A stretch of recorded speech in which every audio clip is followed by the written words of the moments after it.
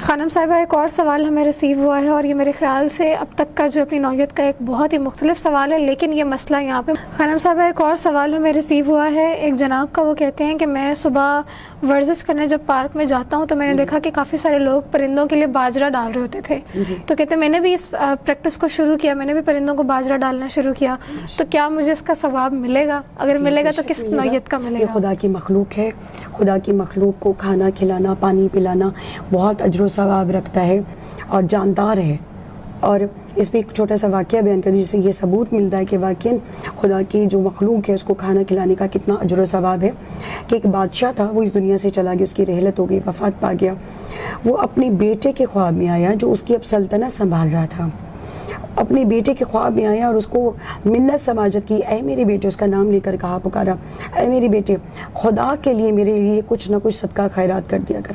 اگر اور کچھ نہیں کر سکتا، جو تو کھانا کھا کر یہ ہڈی جو ہے کتوں کو ڈالتا ہے، وہ جو تو ہڈی کرتے وہ بھی میرے نام کی ڈال دیا کر.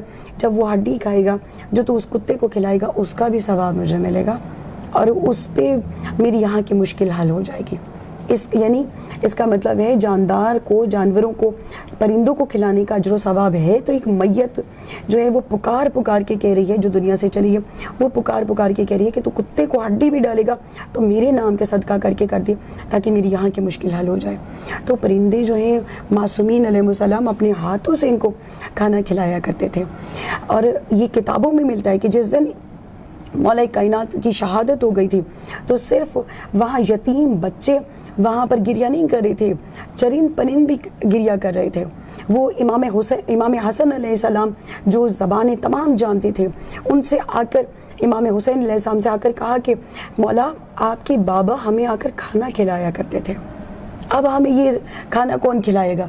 امام حسن مجتبیٰ نے جواب دیا کہ میں ان کا بیٹا ہوں، تمہیں ویسے ہی رزق ملتا رہے گا، میں جب تک میں موجود ہوں تمہیں اسی طرح سے وسیع کھانا جو ہے ملتا رہے گا.